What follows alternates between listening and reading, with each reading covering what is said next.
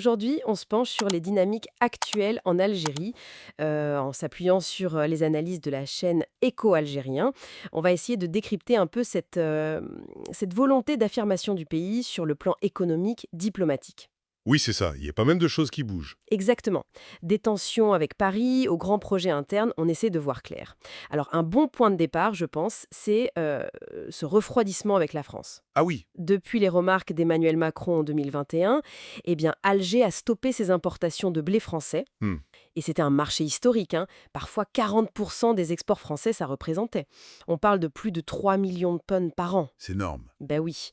Du coup, c'est un coup dur pour les agriculteurs français, surtout qu'apparemment la récolte 2024 n'a pas été terrible. Exactement. Et il faut voir que cette décision, bon, sur le blé, c'est pas juste une réaction ponctuelle. D'accord. Ça s'inscrit vraiment dans une démarche plus large. L'Algérie cherche à, comment dire, à réduire sa dépendance historique vis-à-vis de la France. Une affirmation de souveraineté en quelque sorte. Voilà, c'est ça. Souveraineté économique, politique. Et puis l'Algérie diversifiée, elle achète ailleurs, Russie, Canada, mais surtout, elle mise de plus en plus sur sa propre production, l'autosuffisance. Et cette volonté d'affirmation, on la retrouve aussi dans les chiffres économiques, non? Tout à fait. La Banque mondiale vient de reclasser l'Algérie catégorie des pays à revenus intermédiaires supérieurs. Oui, avec environ 5 320 dollars par habitant. C'est plus que le Maroc ou la Tunisie maintenant. Effectivement. Et l'objectif affiché est très ambitieux. Atteindre un PIB de 400 milliards de dollars d'ici 2027. Quand même. Oui, ça montre une ambition régionale claire. L'Algérie veut peser. Bon, après, la grande question, au-delà des chiffres, c'est toujours la même.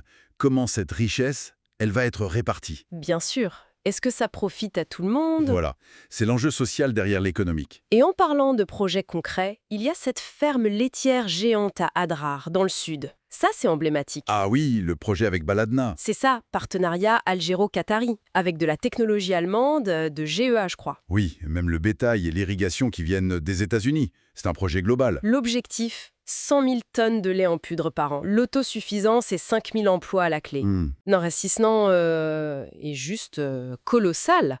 3,5 milliards de dollars. C'est un pari énorme sur la modernisation, la sécurité alimentaire, non? Absolument. Un pari technologique aussi. Et ça s'accompagne de réformes en interne. Justement, la réforme du foncier agricole lancée mi-juin 2025. Ah oui, j'ai vu passer ça. Récupérer les terres de l'État qui ne sont pas exploitées. C'est ça. Via des comités dans chaque wilaya. Ils ont un délai, jusqu'à fin 2025. L'exemple de Robdaya avec 10 000 hectares repris, c'est assez parlant.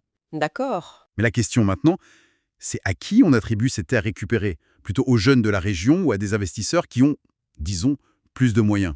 Le débat classique. Bah oui, les critères officiels parlent de projets viables, de moyens financiers et bien sûr, il faut être algérien. Mais c'est un enjeu crucial pour l'agriculture, pour l'emploi local et même pour une certaine justice sociale. Et sur la scène internationale, il y a eu cet entretien récent du président Tebboune avec la presse libanaise. Oui, Il a redit le soutien au Liban, les principes de non-ingérence, l'équilibre dans les relations, USA, Chine, Russie. un positionnement assez constant en fait. Oui. Et le soutien à la cause palestinienne, sans surprise. Pas de normalisation sans État palestinien, il a répété. Classique. Et sur la France? Alors là, il a parlé d'un contentieux mémoriel qui reste, une mémoire que nous ne délaisserons jamais, quelque chose comme ça. Hmm. Mais il a précisé qu'il n'y avait pas de problème personnel avec Macron. C'est vraiment la question historique, mémorielle, qui reste sensible. Contrairement à l'Italie, où les relations semblent plus apaisées. Oui, décrite comme mutuellement bénéfique. D'accord. Et pour finir, un secteur clé, les phosphates. Ah, les phosphates, un dossier stratégique. On note d'ailleurs un intérêt renouvelé de la Chine, City Construction, qui avait été un peu écarté à Tbessa pour lenteur. Ah oui, ils reviennent? Il semble vouloir revenir dans le jeu. Mais l'Algérie aujourd'hui a l'air de privilégier ses propres entreprises. Sonatrach, Sonarem et surtout la rapidité. Il y a des objectifs chiffrés. Oui, atteindre 10,5 millions de tonnes par an d'ici 2031. Il y a aussi une nouvelle loi minière pour attirer des investisseurs étrangers, mais, Mais mais ceux qui apportent de la technologie de pointe. Et toujours avec l'idée que l'Algérie garde le contrôle sur ses ressources. C'est c'est constant dans leur approche. donc si on résume un peu tout ça, on voit une Algérie en pleine transformation économique, agricole, qui affirme une diplomatie plus indépendante. C'est ça. Indépendante, pragmatique. Elle cherche des partenariats technologiques, oui, mais en gardant la main. Maître de ses ressources, maître de sa trajectoire. Les signes sont assez clairs, en effet. Et ça nous laisse peut-être avec une interrogation pour l'avenir, non?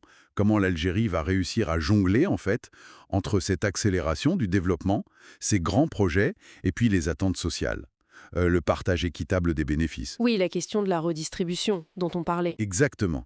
Tout ça dans un contexte international et régional qui est tout sauf simple. C'est sans doute là tout l'enjeu pour les prochaines années.